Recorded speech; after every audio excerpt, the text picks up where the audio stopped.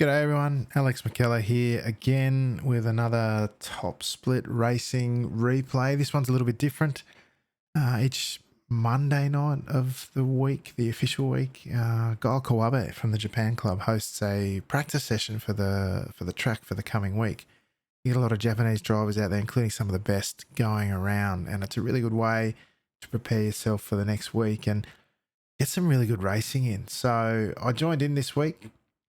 And look, I thought this one was worth showing because it was a really fun race and a great enjoyable experience actually. So this was the grid. You can see a lot of Japanese names there. The one standout other than myself, well, there were two actually, Brett, myself, and then Gavin Haylar. He didn't take the grid. He just did. There's a long sort of practice session that leads into this race, and it's a really great chance to stretch your legs against some good competition. Test out some lines in a less intense environment without taking away from the enjoyment of racing. So we might take a look at the race and you might see why I enjoyed it so much when it comes down to it. Let me just find the right camera. There we go. We'll stick some telemetry up there. You can see Halo didn't take the grid. But look, we're at Red Bull Ring. And we had a lot of fun, so let's crack on with it, eh?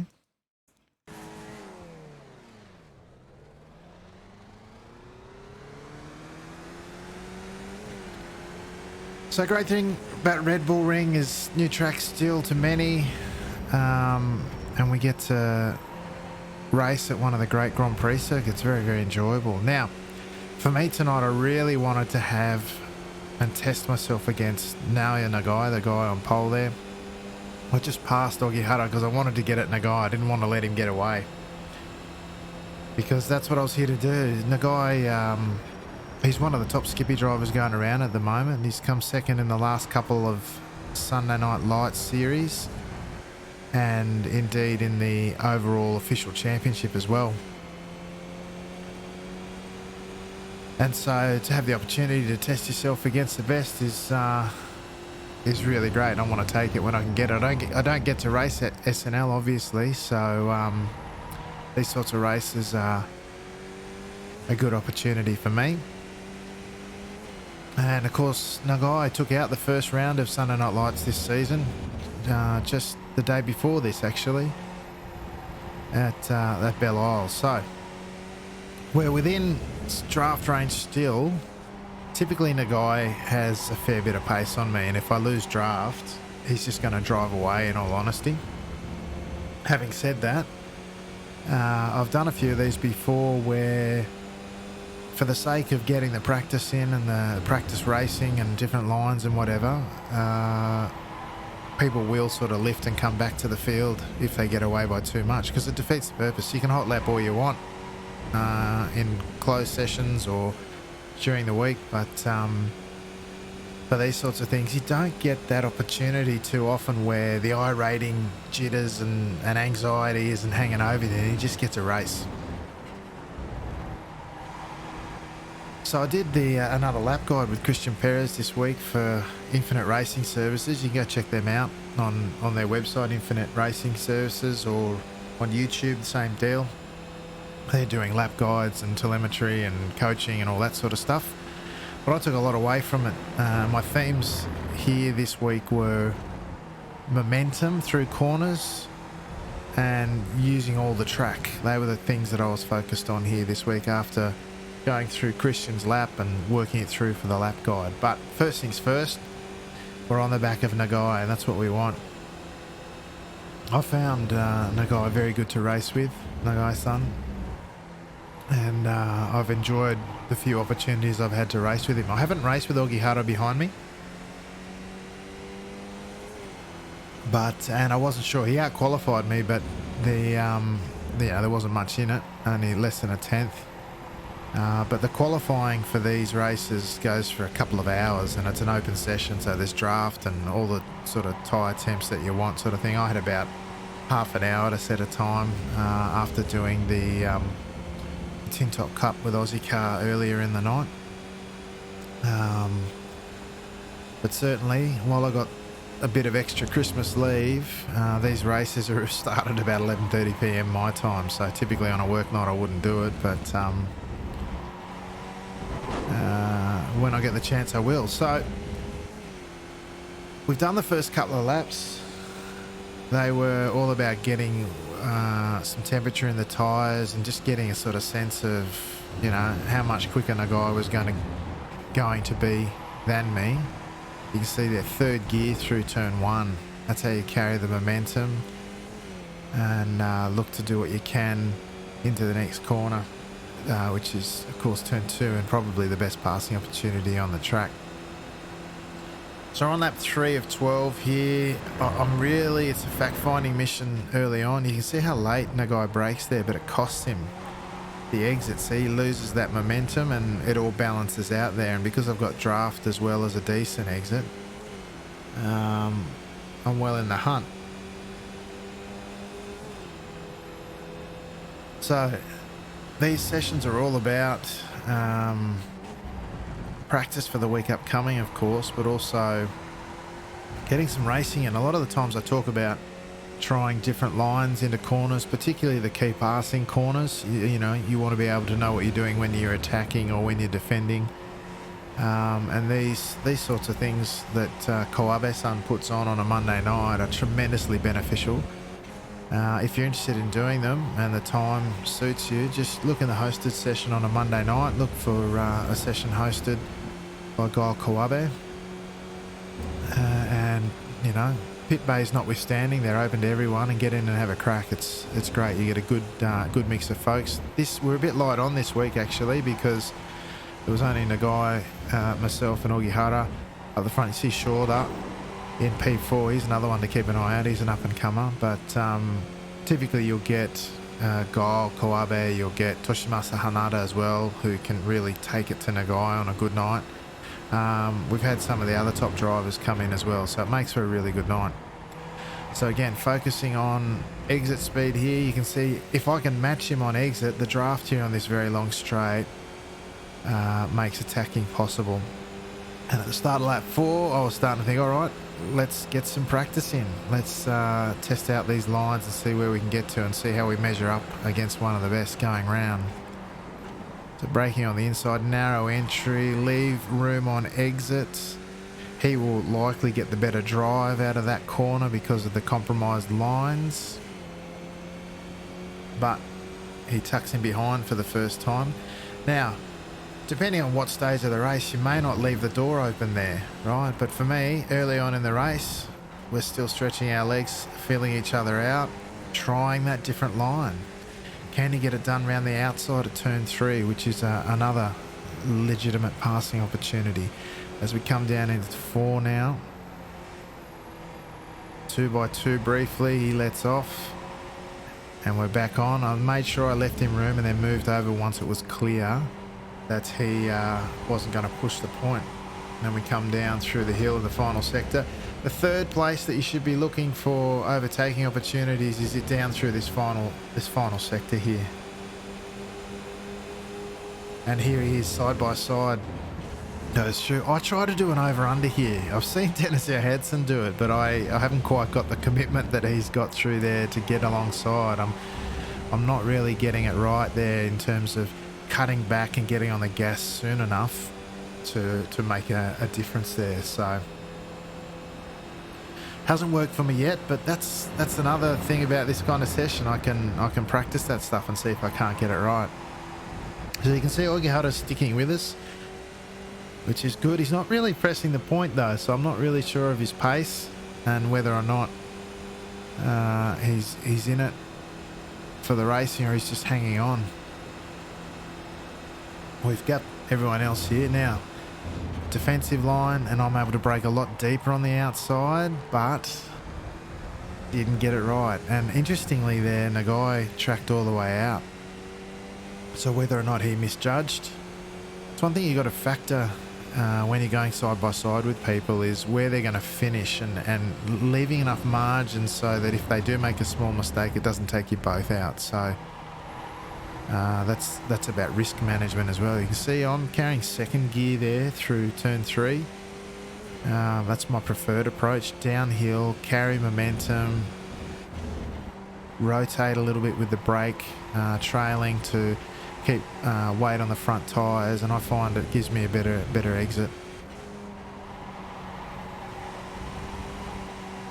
So we're on lap 5 here, the tail end of 12, and it's already been a lot of fun. And I'm just honestly enjoying the fact that I'm sort of hanging with one of the best going around, even if it is Monday night pace, not Sunday night pace, if you get my drift. You can see just how much of the track you can use there in that final sector too. Any more than what we've just done there on that last corner is the slow down, so be careful of that. Now I typically, particularly at this sort of middle stage of the race, maybe towards the end of the race, I don't like to attack at turn 1. I'd prefer to set up for turn 3, which is, you know, turn 1's a third gear corner where you're trying to carry momentum. Turn 2 up here is a first gear corner and more of a threshold braking zone, which is a more legitimate passing opportunity. You can see I didn't get the run out of 1 there, so I'm not trying anything into 2, just practicing those lines. And you can see I'm getting good drive through there.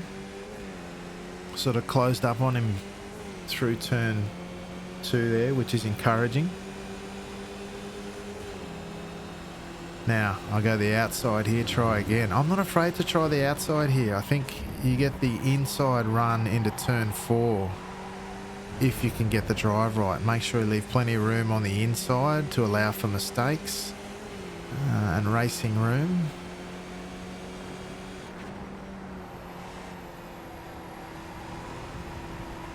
And the guy this time holds the outside, so we've left him room on exit. We're going side by side down the hill.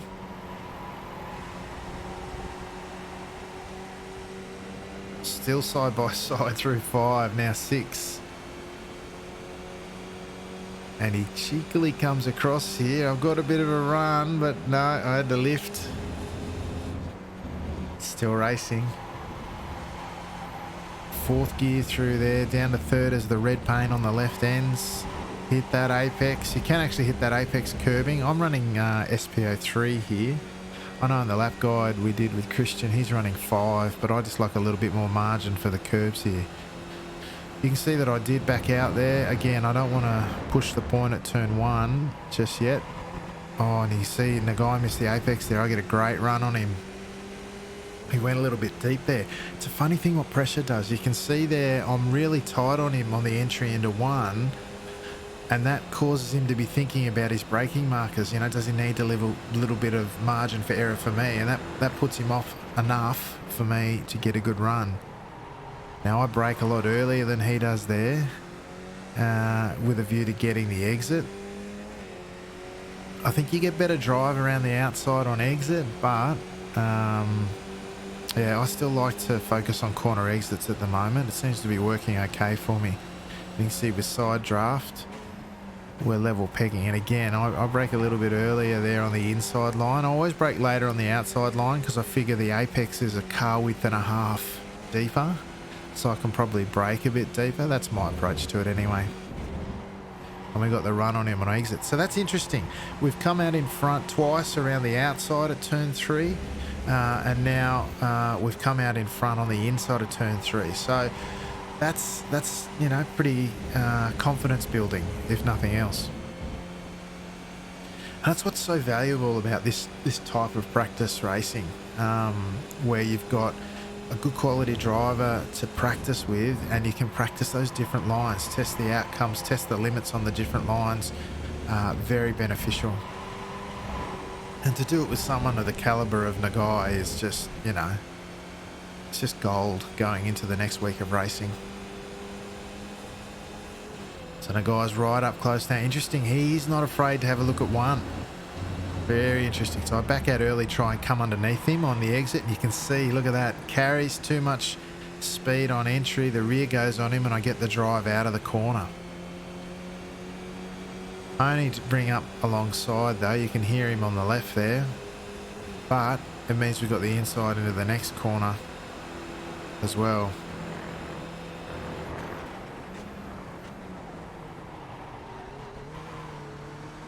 Bit better drive out of there, not as much wheel spin up the hill, which you can get coming out of turn 2. You can see Ogihara in the background. He's interested. He's starting to get interested in all this battling. Now I want to keep him tight on the left. Brake just in and around the 100 board. I'm going down into first gear when we're side by side, just to give myself a little bit extra control with the engine and in conjunction with braking. That's what it feels like to me. I have more control in the lower gear. When I'm on my own there, I'll take it in second. Now I let him through, and again, I'm trying an over under here. But the ripple strips there at turn 4 are interesting. If you get on them, they sort of loosen the rear of the car and the track falls away a bit, and the rear of the car, you just can't get it settled the way you want. Plus, I'm no good at the over-under, but certainly something to remember at turn 4 anyway. Just be mindful on those ripple strips. So I'm starting to get interested here in the final sector. I want to get some practice side by side through here, because late in a race, this is where it can really happen. Now, I didn't get a 1x or anything there. You can clip that inside curve. I don't typically want to, and I'll get a poor run out. And this is where Ogihara got interested. I was practicing those lines, and then you can see why you wouldn't do it in a race, because you opened yourself up to the guys behind you. Leave plenty of room on the inside, because he wanted to go side by side, and I went back and had a look at it. He clipped the apex. I don't know if he got a slowdown or not, but there was heaps of room. Again, in practice it doesn't matter, but in a race that costs you, and that's why one of the reasons why I don't like attacking at turn 1 until you need to really late in a race. All I'm worried about here is, can we get on the back of Nagai again, or did we lose him? And no, we did all right. You see, got quite a decent run on him through there, caught up a bit, which was good. Those key corners are so important.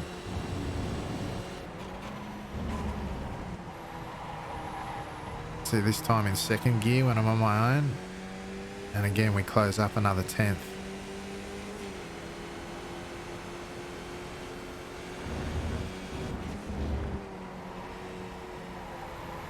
Really fun track here at Red Bull. I've enjoyed the racing here, although I haven't always been successful at it.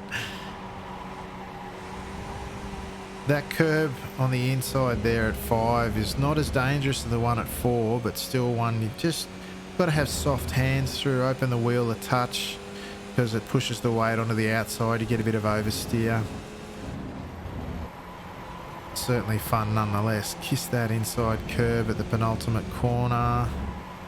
Turn in, hold third gear.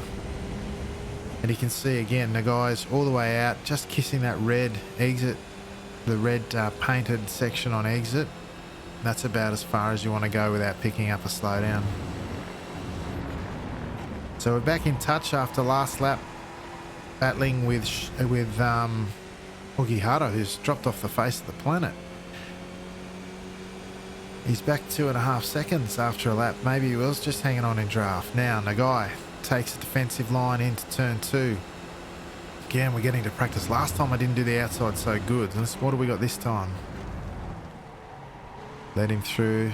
Thought about the over-under. I certainly got the better drive out of the corner. And interestingly, he doesn't take the defensive line. If it was me, I'm straight over on the inside probably. Although, having said that, I don't mind the outside in at turn 3.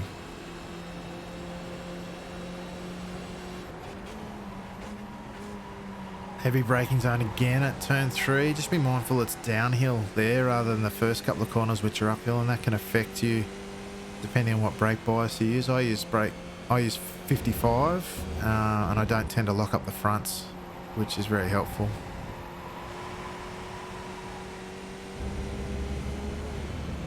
But we got the overtake done between 2 and 4, which was good. Now we're on lap 10. 2 laps to go when we cross the line this time round. And again, late in the race, the guy wants to have a look. I come back at him, I go down briefly in third, and I come up the inside to put pressure, just show the nose a bit. Try to put him off, and put him off we did. Right out on the left there. And I tuck in behind, I wasn't sure, and yep, sure enough, he picked up a slowdown. The guy came on the radio there and just said he had a penalty. Now, In an official race, I'd be going, you beauty, I've just pressured him into the race-winning mistake. But in a practice race like this, I just want the action to continue. So I slowed down and let him back on so we could finish our race in style. But it was a really good lesson there. Just showing the nose there. Just compromised his entry enough and got in his head enough to force a mistake. And like I said, in an official race, that's a race-winning move there. In an official race, if it was just he and I at this stage and we had a 4-second lead like we do, I would absolutely try something like that. In a big pack, in a race, no way. Or if someone's only a second or 2 seconds behind, you cost yourself too much time with the battling. On a last lap, 100%, I would do it. But it's very much contextually where you are at a race. As we see Shorter move into P3, Ogihara's really fallen away once he's lost the draft. So now we're just re-establishing where we're at for the last lap. I just wanted to make sure it was nice and close so we could actually have that battle that we almost lost because of the slowdown last lap.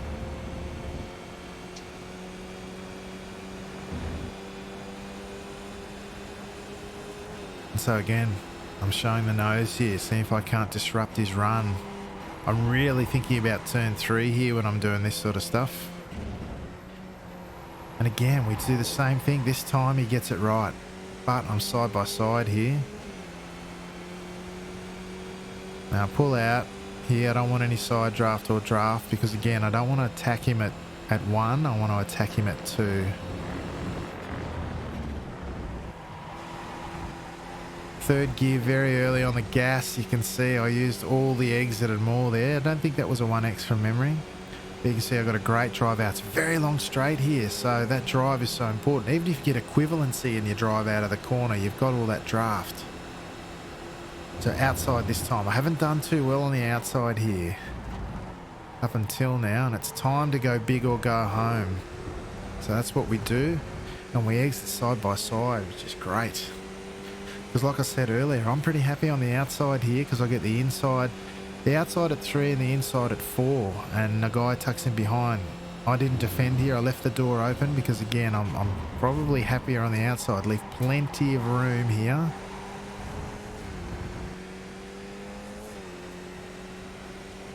And he missed.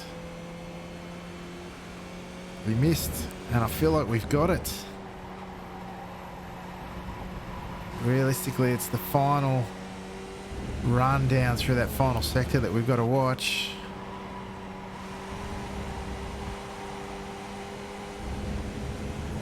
He's right on my tail here, 2/10 behind with a nice run into the final section. He hasn't really made much impact. Is he going to show the nose? No, he pulls back.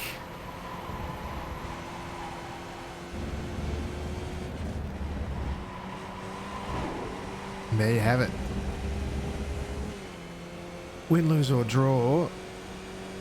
Not only was that tremendous fun, it was invaluable practice. Absolutely invaluable practice. And I thoroughly enjoyed it. Very much enjoyed it. It was a lot of fun. And I am very grateful to Kawabe-san for hosting the session and for Nagai for helping me enjoy it so much. Let's just pause on that for a sec. So we ended up coming away with the win, which was awesome, actually. Let's just check out the results. No, it's not going to give it to me because it's a replay, but that's okay. I might give it to me if I waited a bit. But yeah, look, that was tremendous fun, very enjoyable. Thank you to Kawabe-san for hosting the session each week. Check it out in the hosted sessions on a Monday night. A lot of Japanese folk get in there. It's a great little community they've got going there in the Japanese iRacing community. And you get some great drivers in there and you get racing like that, but really prepares you well to kick off the week. But that might do us, folks. Thanks for watching. Make sure you tune in on Top Split TV on Twitch for Sunday Night Lights each and every week, 9:15 p.m. Australian Eastern Daylight Time, which is GMT plus 11 at the moment. Otherwise, the Locked On iRacing podcast comes out each week around Wednesday or Thursday, where we check out all the news, views, and results, including an SNL wrap each and every week. All right, folks, thanks for watching. I hope you enjoyed it. And until next time, ciao for now.